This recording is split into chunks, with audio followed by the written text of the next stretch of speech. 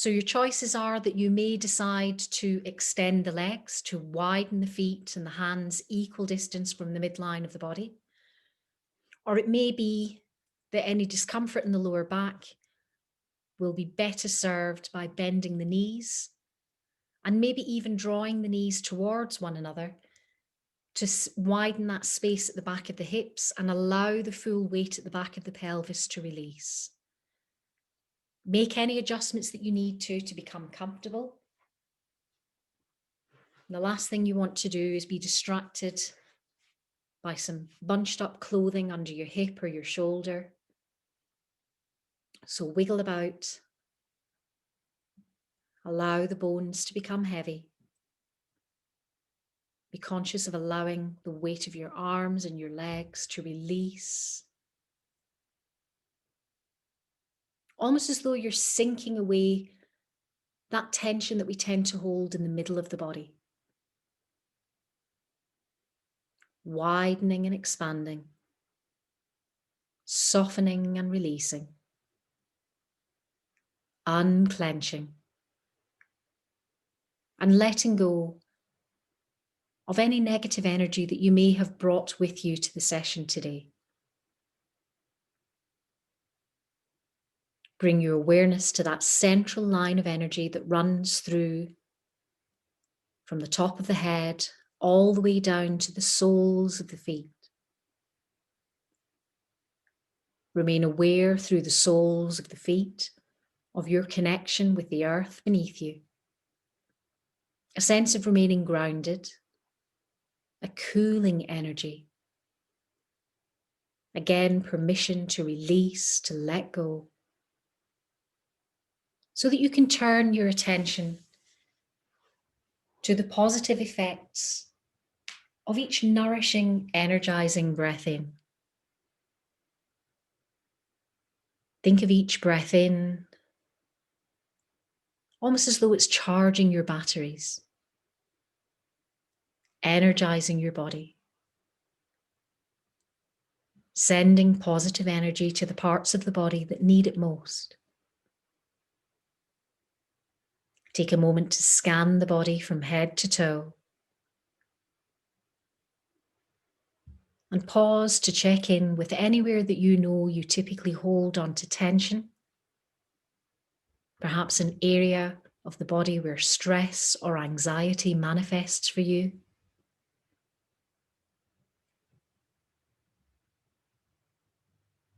Maybe you're conscious of having pain or limitation in the joints and the muscles. And picture sending the breath to that part of the body that needs it most. If you think of every out-breath as a letting go, use that action to remind yourself to unclench, to release, softening the jaw, relaxing the tongue and the well of the mouth, releasing across the eyebrows, the temples, encouraging a little gap between the lips. So rather than holding the muscles of the face, let them fully release.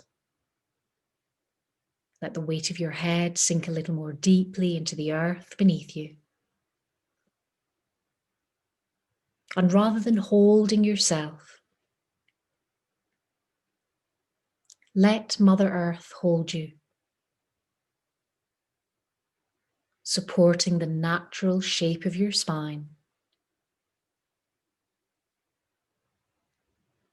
And again, maintaining your full focus on the breath.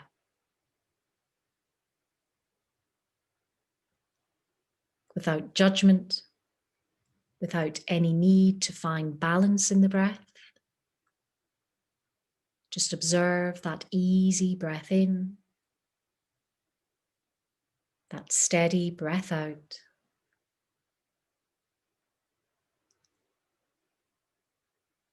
And start to fill the lungs more completely.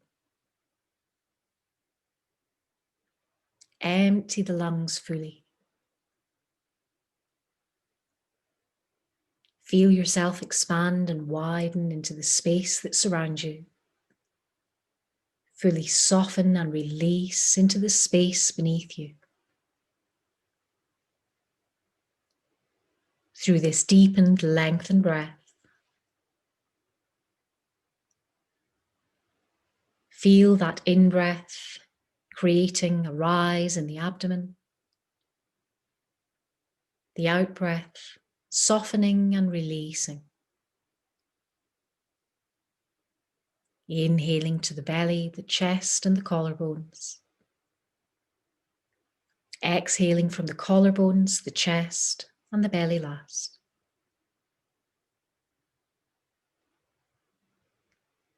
Visualizing filling a balloon from the bottom up. Emptying that balloon from the top down.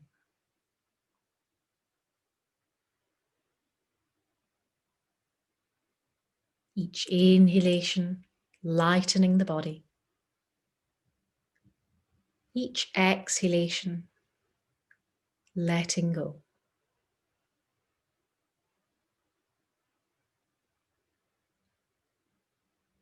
Enjoy a sense of weightlessness through the arms, through the legs. A sense of deep release through the core, through the heart center.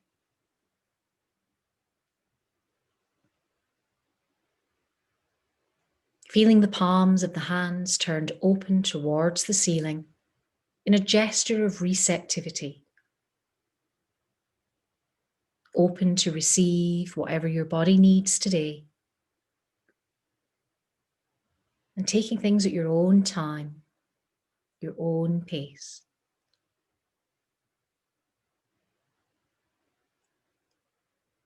Maintain your focus on the breath. Allowing your out-breath to become a little noisier. Breathing in through the nose and out through the mouth.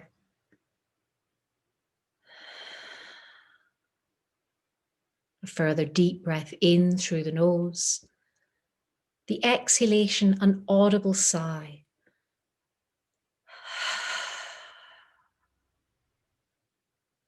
Continue with this noisier breath pattern. Releasing. Tuning into the energy for the work of our practice today.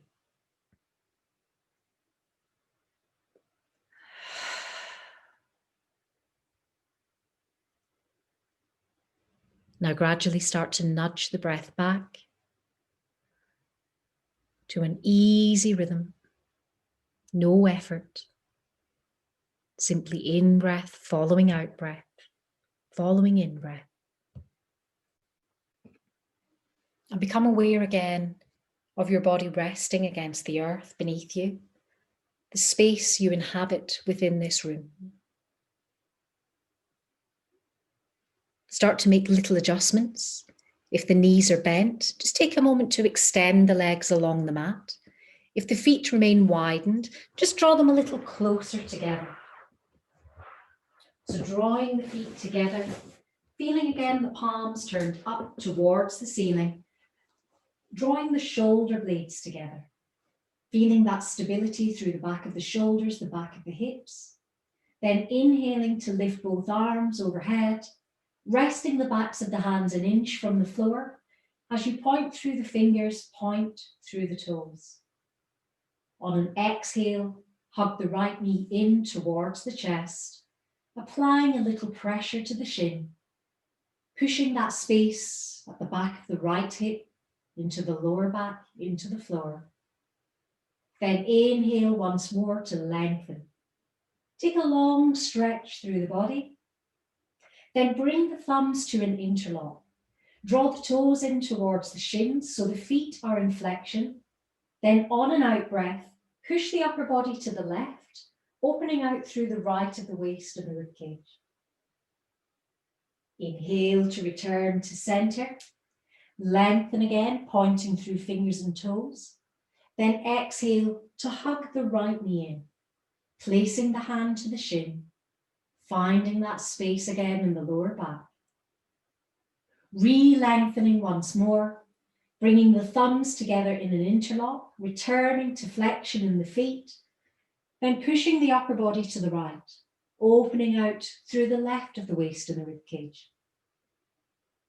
Inhaling again to return to center, another long stretch, this time resting the backs of the hands to the floor.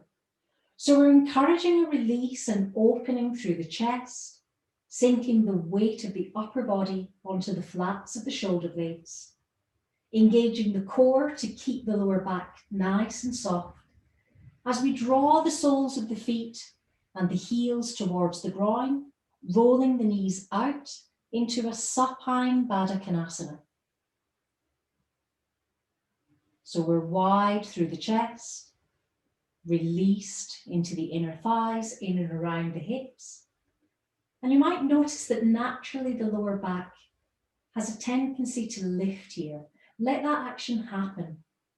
Let's not fight that natural release through the spine. Then on the out breath, engage the core, draw the knees together. Then draw both thighs in towards the chest, placing the hands to the shins. A little rock and roll from the back of one hip to the other. Just finding a little release across the sacrum into the lower back. Rolling back towards center. Widening the arms now. So positioning the hands almost in a T shape with palms turned up towards the ceiling. Then rolling the knees to the right side, turning your gaze along the length of the left arm. So I'll remind you that if there's any release to be had in the lower back, sometimes there can be a little more resistance, usually manifested by that left shoulder jumping up and almost protecting that space. Try if you can to breathe that left shoulder to the floor, to turn your gaze along the length of the left arm and to widen to that space at the side of the ribcage, softening the knees, softening the side of the hips. Inhaling from fingertip to fingertip, expanding through the chest. Then on the exhale, draw the tummy button in and roll back towards center. Take the knees to the opposite side. So repeating that same emphasis as you allow the knees to release, allow the chest to widen, breathing the shoulder to the floor, turning your gaze along the length of the arm, softening the knees in and around the hips. Then on and out breath, keeping that core engagement as you roll the knees back towards center. Now let's reposition the feet on the floor. The heels positioned hip width apart. So there's a little gap between the insides of the feet, between the knees, between the thighs. We'll slide the hands back down so that they're either side of the hips, palms turned up, shoulder blades drawn together, pushing into the soles of the feet and gently lifting the bottom from the floor. Avoid, if you can, turning the head. Let's try to keep the shoulders and the hips in the same plane. Then inhale to lift the arms overhead, pressing the shins a little further forward, lifting the thighs a little higher. On an out breath, keep those hands rested behind the head, but gently lower the spine down, vertebra by vertebra. Take any feedback, recognize any limitation. Allow the back of the hips to release to the floor. Exhale, draw the tummy button in. Inhale, push into the soles of the feet and lift the thighs once more. Pressing the shins forward, increasing the length to the front of the thighs. Repositioning the hands either side of the hips. Again, palms turned up, shoulder blades drawn together. Then take your time to gently roll down vertebra by vertebra. easing through the spine, resting into the middle back, softening into the lower back.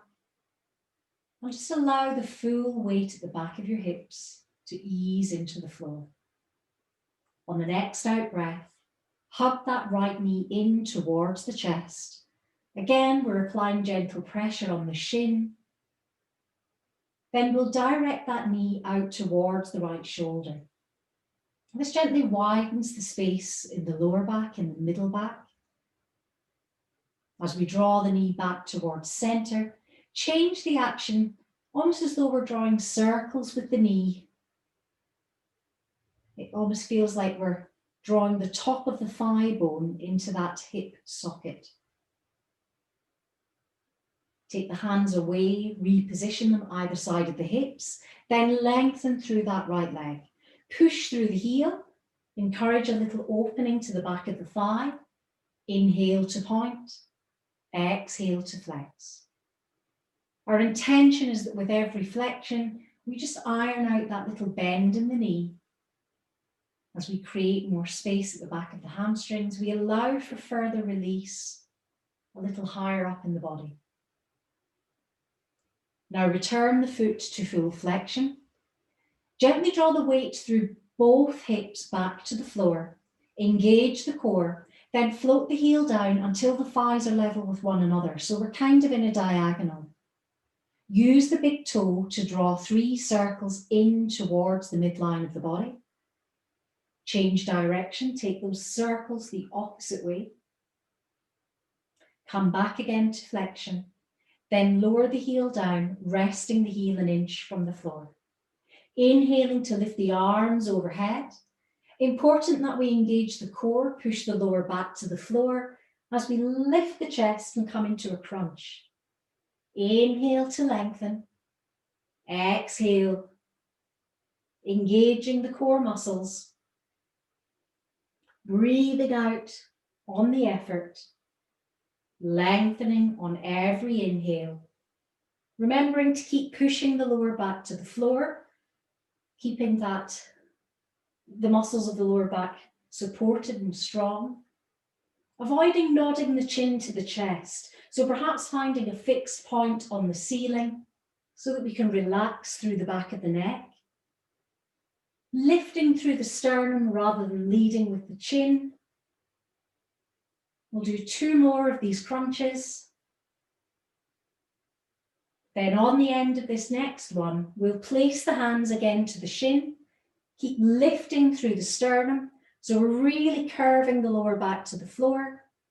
Then as you exhale, gently roll down through the spine. Reposition the hands behind the thigh. Hold the thigh in an interlock as you once more push through that right heel. On an out breath, draw the thigh a little closer to the chest. We want to avoid lifting the bottom from the floor. We want to avoid pushing into the left foot. So breathe through that little length, ironing out the bend in the knee. Then bend that right knee and replace the foot to the floor. Take a moment to adjust so that once more the heels are hip width apart. Feel that connection through the soles of the feet. Again, we're turning the palms up to the ceiling and we're repeating that comfortable bridge lift. So only come to the height that you feel you can achieve. If too much of a back bend gives you discomfort, then just come to where you feel mild discomfort, nothing more. Inhale to press the shins forward. Lift the arms again overhead. On the exhale, rolling down through the spine, bringing the hands either side of the hips. Then inhaling, lifting up. Exhaling, rolling down. Inhaling, lifting up. Exhaling again to roll down. Let the back of the hips settle once more. Then hug the left knee in. Again, applying gentle pressure to the shin, widening the space in the lower back. Directing the knee out to the left shoulder. Then once more coming back to center, and activating those little circles.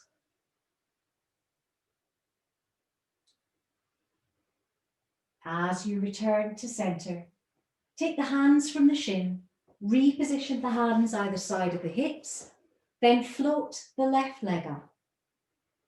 So take your time. Sometimes tightness in the hamstring can cause restriction elsewhere. So allow for a gentle bend in the knee. We're just gently inhaling to point through the toe, exhaling to flex. And it's as we come to each deeper flexion that we're trying to iron out that little bend in the knee and just create a little more space at the back of the leg, releasing tension in the lower back. Coming again to full flexion and mindfully engaging the core, drawing the tummy button in, pushing the lower back to the mat, then floating that left heel down until again both thighs are level. Using the big toe to draw 3 circles in towards the midline of the body, then changing direction, taking those circles the opposite way. Don't worry if you're a little bit of creaking and groaning here.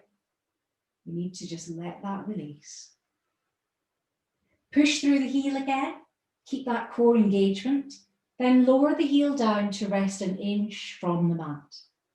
Inhale to lift the arms overhead, preparing once more for those crunches. So remember, if we use the action of pushing the lower back to the floor, lengthening on the inhalation, effort on the exhalation, we're almost using that action of drawing the tummy button towards the spine to lift the sternum. Again, we want to be mindful of not putting undue pressure on the back of the neck. So find a fixed point to raise the gaze. Avoid nodding the chin to the chest. And work with the breath. Inhaling as you lengthen. Exhaling on the effort. One more length. On the exhale now, placing the hands to the shin, keeping the sternum lifted, applying that little static contraction for a moment, then gently rolling down, repositioning the hands behind the thigh, holding the thigh in an interlock as you push through the heel. Inhale to point, exhale to flex. Press through the heel and draw the thigh a little closer to the chest. Push through the heel. Then on an out breath, bend that left knee in. Bend the right knee in. And keeping the hands on either the knees or the shins, let's just change that side to side action into drawing a figure of 8 with the knees so that we're equally weighting and almost creating a massaging action across the sacrum, through the back of the buttocks. As you roll back to center, take a moment to release the feet to the floor. Then, given that we've been laid on our backs for a while, we're going to take our time to come to a seated position. So if you have a tendency to feel a little dizzy, roll to your left. Take a moment there to blink the eyes open if they've remained closed. Then come to a seated position. Good work. I can see you all now. The camera angles always dictate that when you're on the floor, I can't really see much. And I'm glad you've moved yours, Sally, because you were quite dark before, so I couldn't really see much of what was going on. So we're good now, you're nice and bright. So please come to a cross-leg position. If you do find when you come to a cross-leg position that you do get that little bit of aggravation in the lower back, sometimes a good trick is to use either a bolster, a big cushion, or something a little firmer if you have bricks or blocks. Anything that lifts the hips a little higher than the knees is very good for releasing tension in the lower back. So if you want to grab something, then by all means do so. And you can maybe even just compare and contrast, see if you like that sensation. As we get older, we tend to become more inflexible here around the hips, and that in turn creates a lot more kind of pressure onto the lower back, so we tend to roll back. So just by having that little bit of height under the sit bones, we can relax the knees and not put so much pressure on these tight hips. Some people can't bend the knees at all. It creates issues in either the ankles or the knees. So anytime we come to a cross leg version, you're always very welcome to widen the legs. But just be mindful that as we switch to the opposite leg cross, you'll be in this position for a while. So work with what feels right for you. So I'm going to start by placing the hands on top of the thigh, so palms are down, exhaling to draw the tummy button in, and I'm gently going to nod the chin to the chest to create curve through the spine, pushing and curving through the spine towards the back of the room. Then pressing into the thighs, inhaling to lift the chest, drawing the shoulder blades together and gently lifting the gaze. Exhaling to release, coming back to lining up the back of the head with the back of the tailbone, turning the palms over now, facing up towards the ceiling, squeezing the shoulders up towards the ears, then just letting that tension go. Squeezing the shoulders up, a little more control as we roll the shoulders back and down. Changing that action into a little circular motion. So as we draw the shoulders up towards the ears, we roll them back and down, and we open the space across the collarbones through the chest. Good. A nice release again. Realigning the back of the head to the back of the tailbone, following the nose rather than the chin as you turn your gaze over the right shoulder. Then bring the gaze back towards center. Turn the gaze over the left shoulder. And then once more, returning the gaze to face forward. Beautiful. Extend both arms. Press through the fingertips, draw the shoulder blades together, engage the core. Inhale to lift the arms overhead, widen through the palms. So we're creating a Y shape through the upper body, remembering to pull the shoulders down away from the ears. That core engagement will strengthen the lower back, and we can just allow gravity to soften the knees a little wider. Keep that core engagement as you realign the palms in line with the shoulders. Bring the palms together, right forefinger over left. Then open the hands towards the heart. As you exhale, repeat that curve. So pushing through the middle back, the lower back, drawing the tummy button towards the spine, nodding the chin to the chest. Inhaling again to release back onto the sit bones. Turning the hands inside out. Then inhaling to lift the arms up overhead. Pressing through the palms, softening through the shoulders, releasing through the inner thighs. Find your breath here. Find your power, your core. We're awakening what we call our inner Agni. So it starts to feel very warm. Centering. Exhaling, engaging the core, sliding the hands back to chest level. Separating the hands, and then allowing the leg cross to be opposite foot in front or behind. It always feels odd when you come to the second side, doesn't it? So we're going to take the left hand onto the right knee. Rather than taking the right hand behind, which is what we normally do, I'm going to take the right hand up. We're going to look up to the middle finger of the right hand, and then holding on to this right knee without pulling it towards us, we're going to extend and open through the side of the rib cage, looking up to that middle finger. Then inhaling to lift and come back to center. Opposite hand to opposite knee. This time left hand is raised. Shoulder blades drawn together. Turn the gaze to the middle finger. Then once more come over the midline of the body. Pushing through the fingertips, softening through the knees, inhaling again to lift and come back to center. Good. Separate both hands and reposition them in front of the ankles. So forward folds are always very good for the lower back, particularly when we mentioned earlier about sciatica. Very good for sort of those trapped nerves. They're not hugely good if you have tension in the ankles, and sometimes they can be a little bit of bother for the knees. So do adjust if you need to, get yourself comfortable. And our intention here is to remain long in the upper body, walking the hands forward. Then I think it helps to just almost aim the elbows towards the floor. They don't have to come all the way down, but it just gives you an end point, somewhere to release towards. You might find that you can get the forearms to ease towards the floor. Generally, this is more comfortable if you are flexible in the hips. If you're not, this will feel like quite a challenge. So let's try to make sure that we don't kind of let it all go in the spine. Keep the shoulder blades drawn together and think about it more as a hinge at the hips rather than a curve through the spine. Bring your gaze towards the end of the fingers. Exhale, engage the core. Then inhale, walk yourself gently back to center. Good. Reposition the hands behind the hips.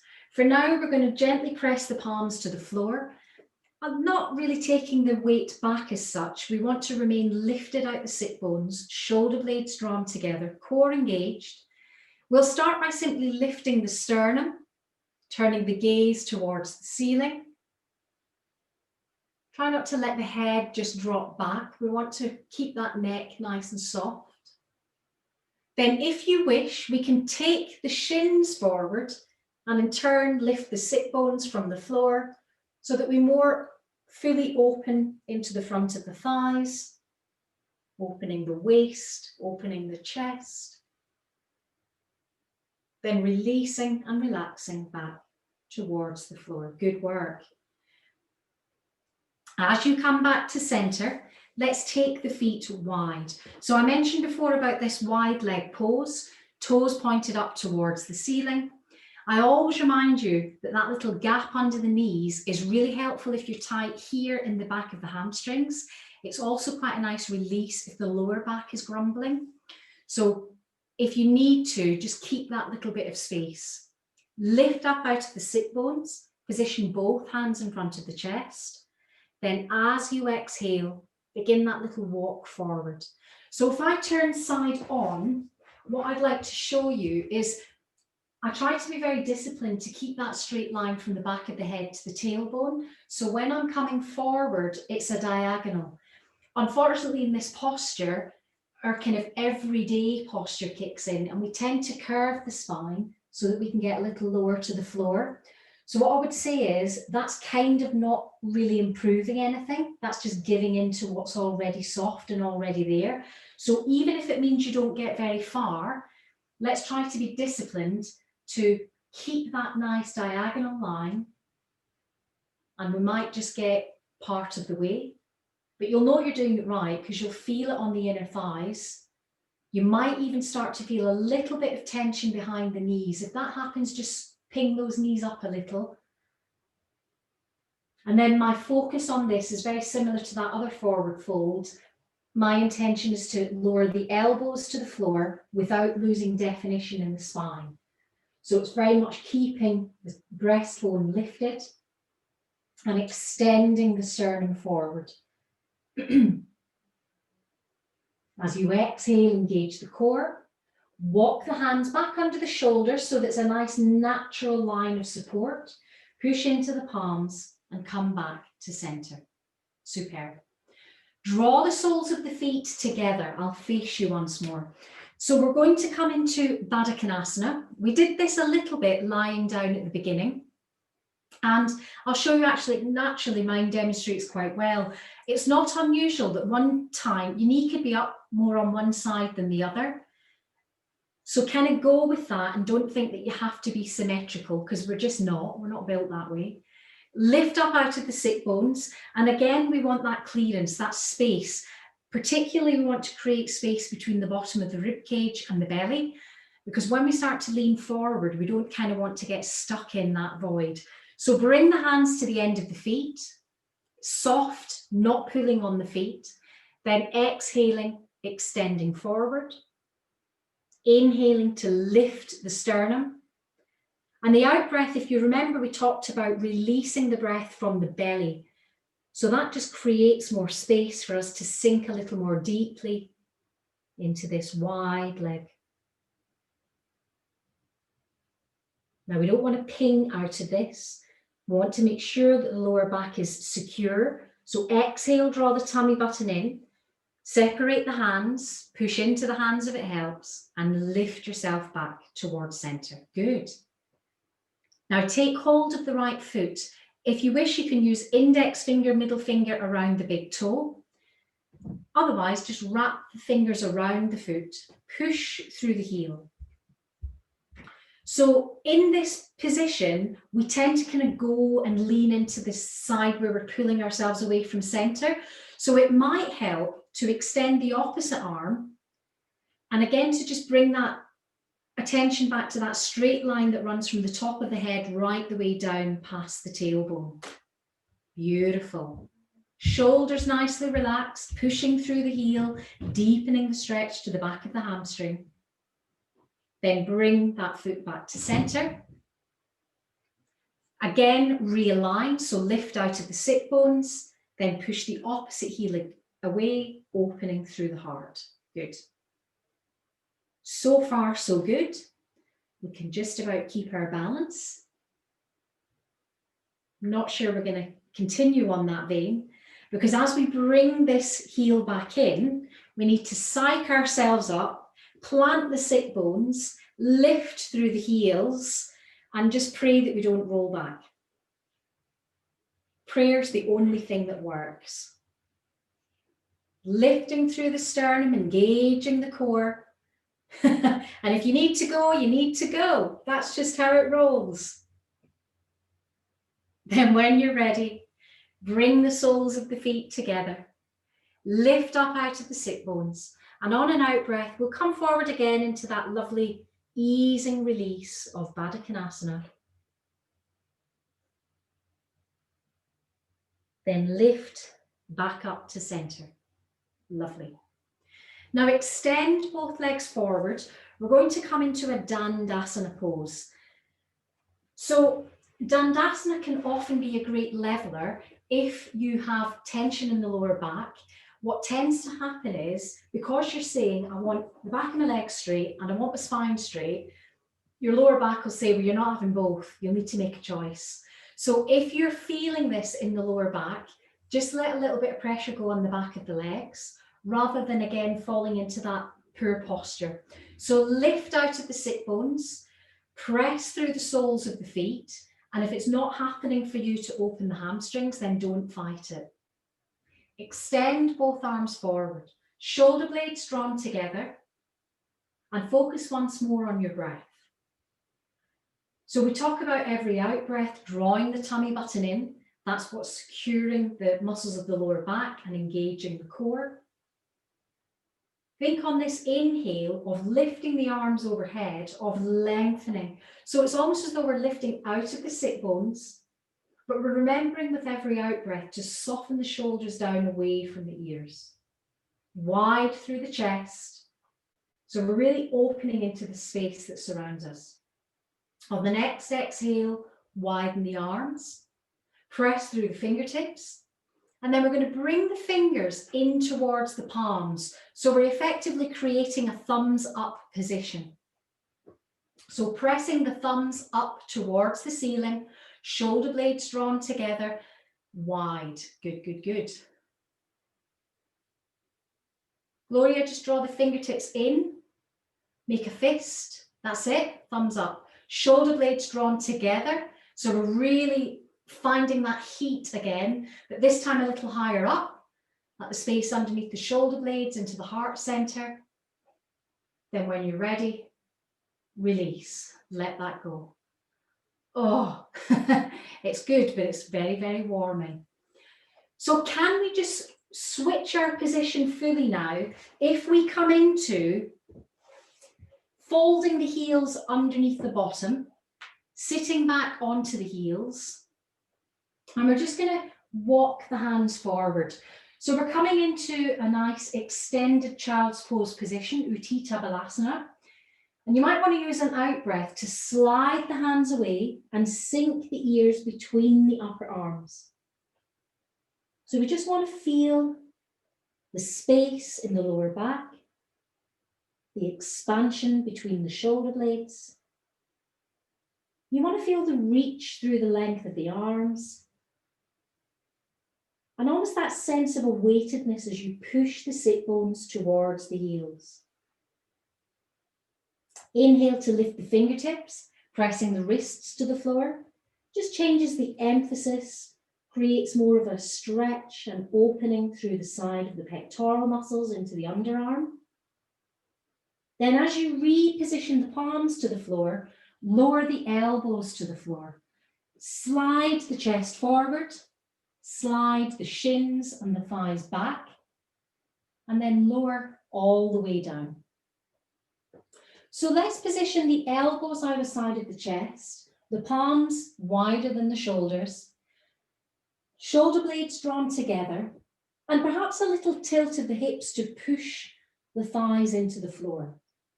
Press into the forearms, inhale to lift the chest.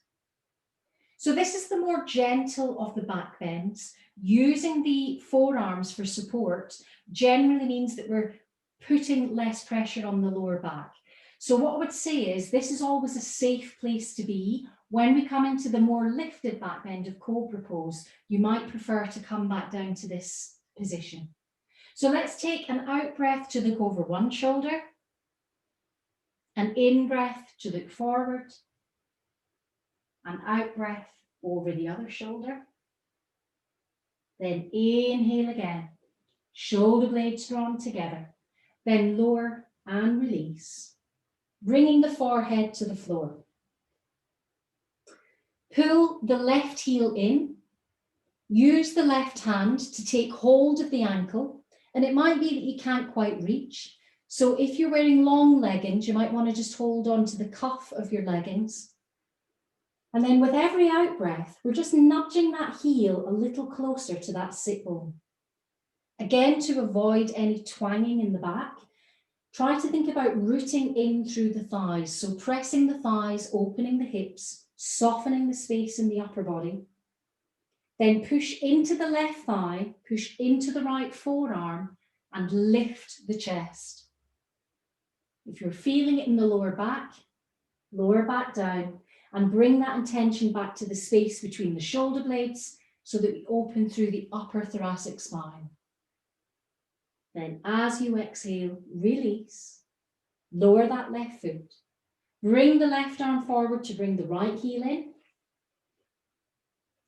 And remember what we said, we're not always balanced. So one side might be more of a struggle than the other. Do remember to re-press the thighs to the floor. As you push into the left forearm, inhale to lift the chest. And again, bring that intention to the upper part of the spine. Then release and relax. Place both hands either side of the head. Then we're simply going to slide them back. As we slide the hands back either side of the chest, lift the elbows from the floor. We don't want the elbows rolling out like a duck. So draw the elbows in, almost as though you're kind of clutching the side of the rib cage. Push into the palms, keep that intention in the upper back so that we don't feel as much pulling in the lower back. If this is too intense for you, come back down onto the forearms, onto that little bent arm position. Then push into the palms, press the sit bones towards the back of the room. And once more, level the upper ears between the upper arms. We'll work with the rhythm of the breath, inhaling to lift the chest forward, opening into the cobra, exhaling to push back, finding that space in the belly. Inhaling, then exhaling. You want to avoid overdoing the pressure on the wrists. So try not to take the shoulders further forward than that wrist joint. And use that ballast in the thighs. Press the thighs to the floor, open through the sternum. Keep the weight equal. Inhale to lift forward. Then on the exhale, release back. Let's rest for a moment in child's pose. In fact, let's bring the hands back, stacking one palm on top of the other. So now the elbows are turned out. Bring the forehead to rest on top of the back of the hands. Then roll through the forehead, bringing the left ear parallel to the floor. Then roll to bring the right ear parallel to the floor. There's no rush. We're simply rolling through the forehead, releasing the side of the neck, the back of the neck. Taking a little space here.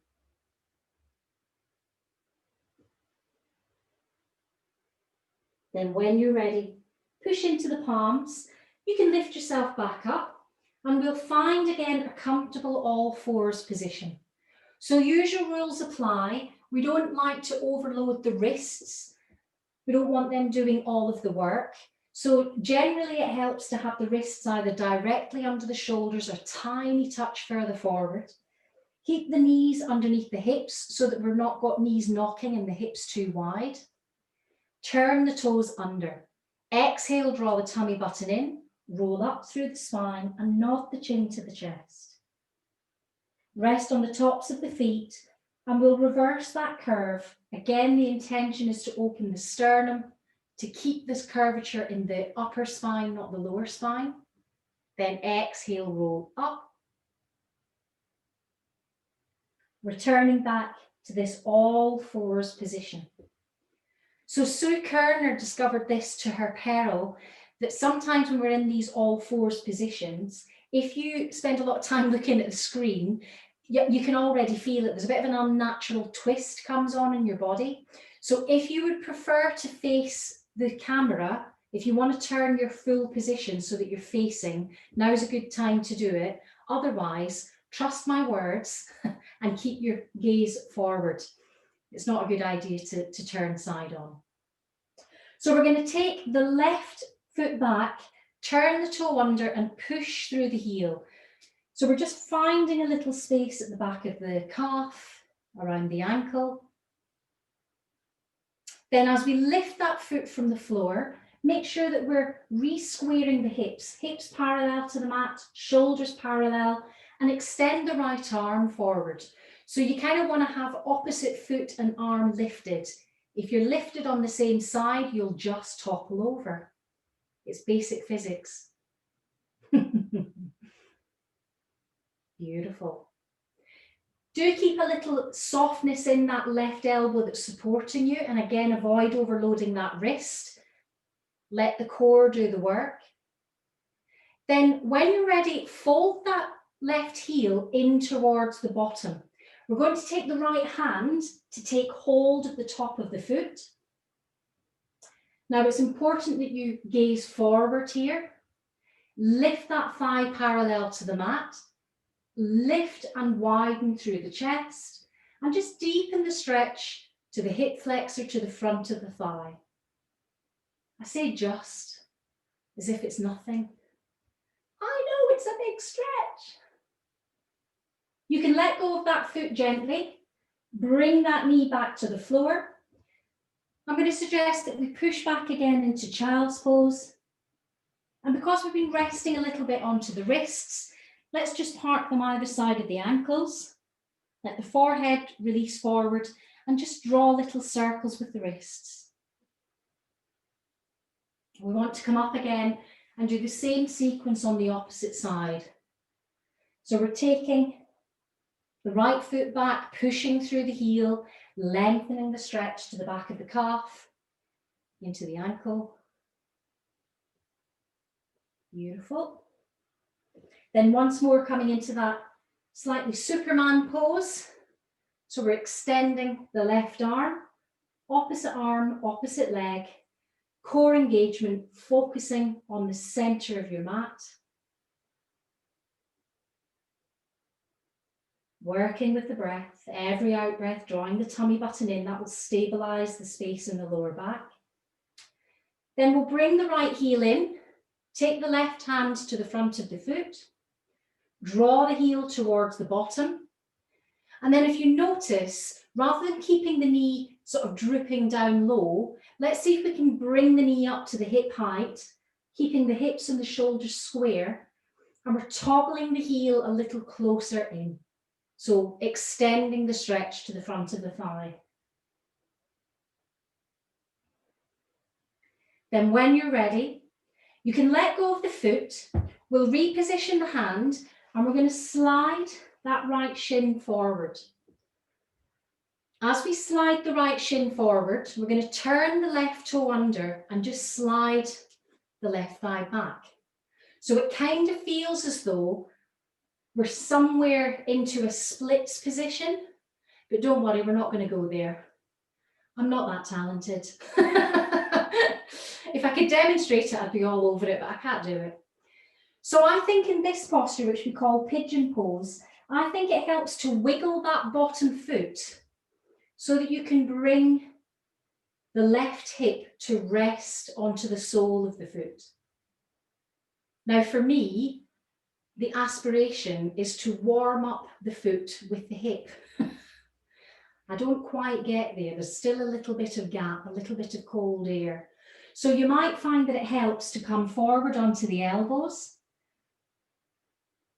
That might just allow you a little more release through the side of the hip. And it might just afford you a little more opening into the hip flexor, into the front of the thigh.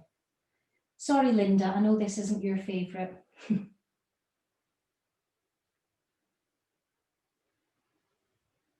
You can either bring your head to the floor, you can rest the head on the back of the hands, or like me, you can just hold yourself up on your forearms, whatever floats your boat. What you will notice is that the deeper and the further forward we come into this, you kind of feel that there's more stretch to be had around the outside of the hip. So we're just going with it. We're giving ourselves that release. Now, this is something that you can come back to time and time again. I would say that the sequence that we did before is a nice way to kind of warm yourself up into it. It's not easy to do cold. You can hang around for a lot longer than we will today, because we're going to come up now, back to bringing the hands under the shoulders. And we've now got that nice connection of the sole of the foot touching the hip or the thigh. Then we'll fold that heel in. So in the same way as we did when we were up in all fours. And we're just going to take again the opposite hand over, drawing the heel in towards the bottom, then lifting the chest. Good face there, Sue H. Keep opening the sternum forward, tickling that heel a little closer to the bottom. Beautiful. Then when you're ready, and I apologise in advance, but this is my favourite way to get out of it, take the left foot back, turn the toe under, push back into plank. If you need to, sink down onto the forearms, coming into the low plank. Then when you're ready, lower down, knees, chest, chin, bottom up. Inhaling to lift the chest. Then exhaling, returning once more to that child's pose. So lift back up into the pigeon pose for the opposite side, because I hate to tell you, you've only done one side. So remember, we started by sliding the shin forward. A lot easier to do on a velvet mat than it is on a rubber mat. Turn that back toe under. Open the thigh to the floor. Then wiggle the foot in. That's what helps to just cup the hip flexor to open the thigh. Now remember, you're just finding again that the hips and the shoulders want to be square. If you're finding that you're rolling onto the outside edge of that hip, we're kind of a little bit off center. So come back, then begin that journey forward, lowering the forearms to the floor. And then as you allow for that gentle release, that deeper opening around the side of the hip, perhaps you've got a little bit of restriction through the back of the hamstring. So work with the breath. Let the forehead rest. I quite like creating two fists under the forehead. I find that's exactly the right height for me.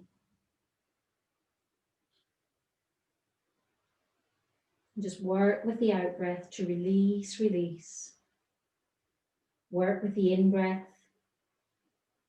to widen through the chest, to re-energize the body.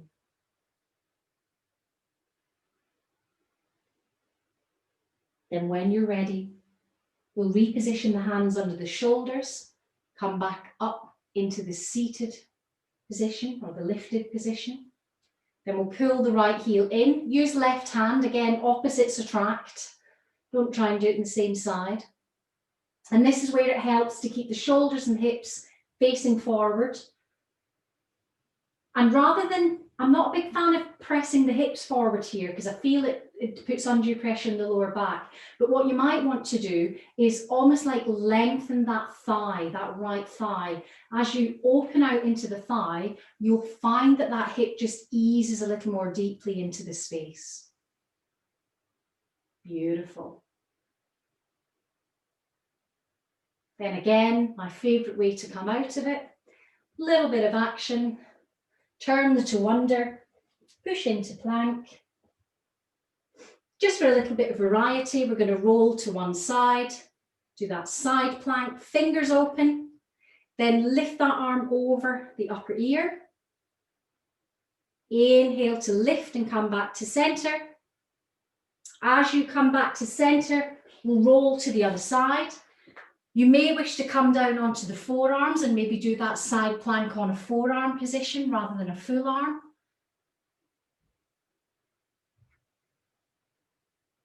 Just watch the stacking with the shoulder.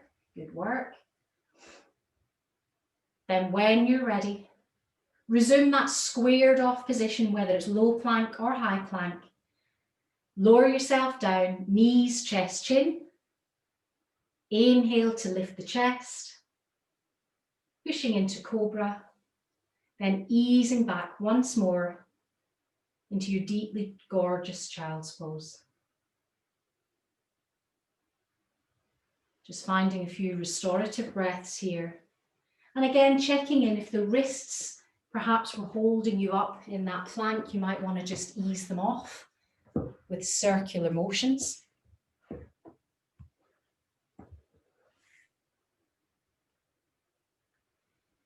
And then whenever you're ready, you can adjust your position to come into your final Shavasana pose.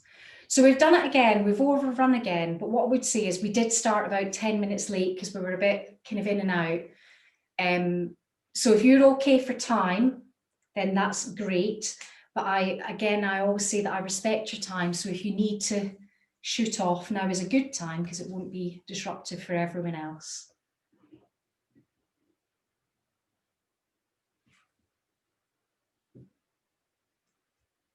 That's it.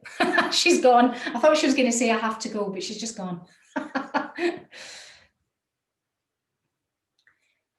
So if you want to choose to lie on your back, then obviously that's fine, do so. If you would prefer to lie on your side, then there's no hard and fast rules. Just find the Shavasana position that will best support you. Now, I'm very conscious that I have been looking over my shoulder a lot to look at the screen. So if you feel that you need to roll the head a few times just to ease off any tension at the back of the neck, then do so. And again, we're going to release that weight in the shoulders by allowing the shoulders to fully soften and sink into the floor. You can effectively let go of the outer body, softening the muscles, relaxing the joints, knowing that your inner body will hold you. Bring your awareness back to the breath.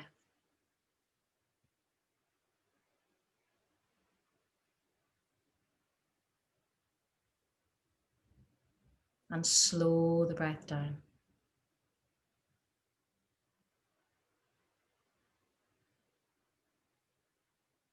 Just allow your breath to flow.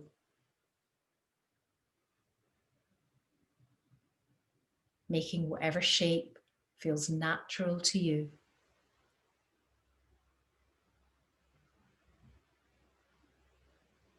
And rather than trying to make sense of the breath, rather than trying to squeeze it into a pattern, just give yourself permission to let that go. Just let the breath be.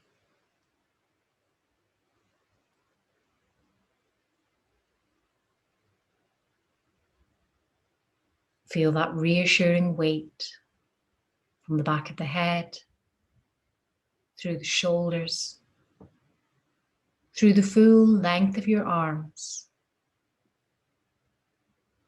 down through the length of your legs.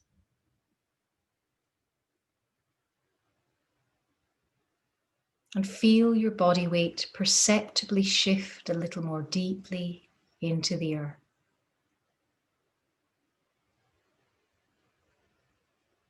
Unclench here.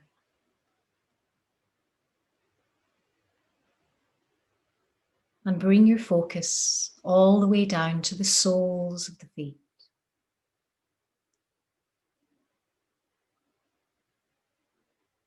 Again, be aware of that sensation of a magnet connecting you to the earth's core, keeping you grounded,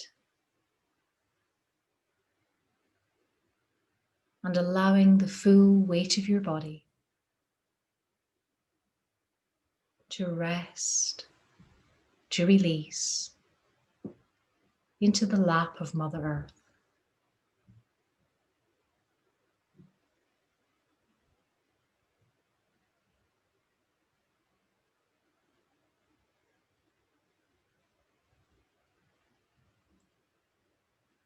As you simply rest here, breathe here.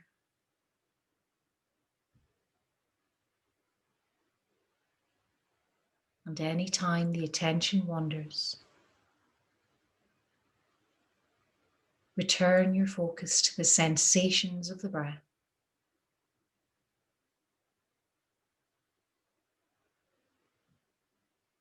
As you allow your body to ease into a deeper state of relaxation, feel your mind quiet.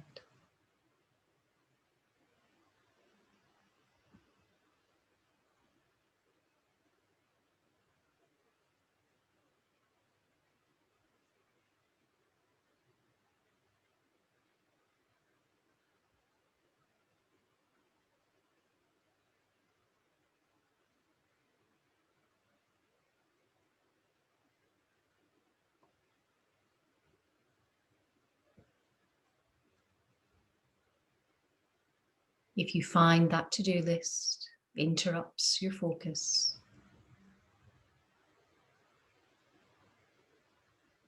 give yourself permission to just nudge it to one side.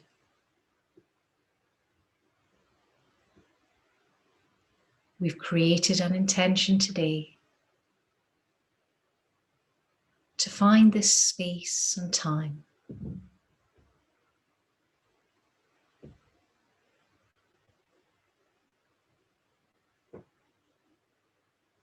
Simply be here in this moment. Now,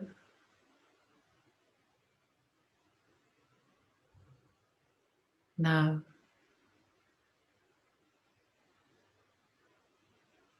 now.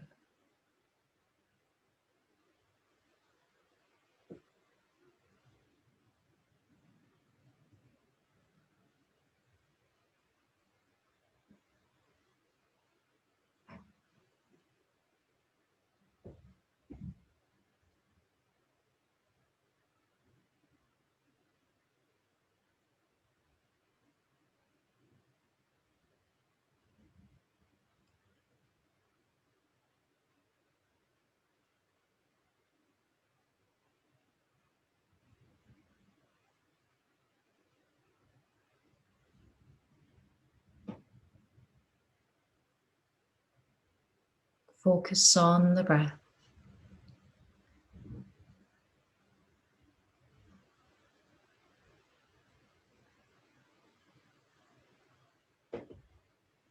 And start to feel your breath form a more structured pattern. Breathing in through the nose and out through the mouth.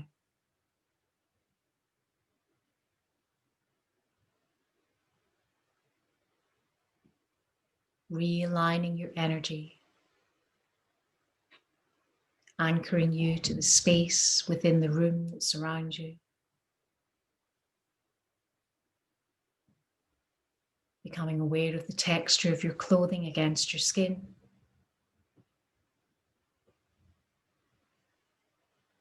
Feeling the cool air in the room against your face, your hands, and your feet.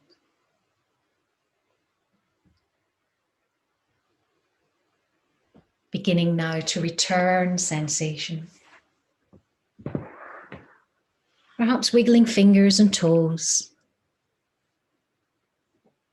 wriggling the jaw a little, wriggling the nose.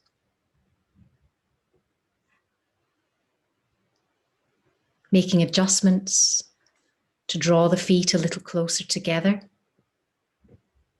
You may wish to take a long stretch through the body. You may prefer to hug the knees towards the chest. Find your comfort. Reconnect. Then when you're ready, return again to a comfortable seated position.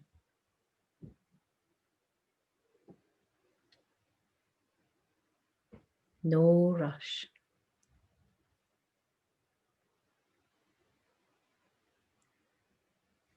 Bring your hands to an Anjali Mudra.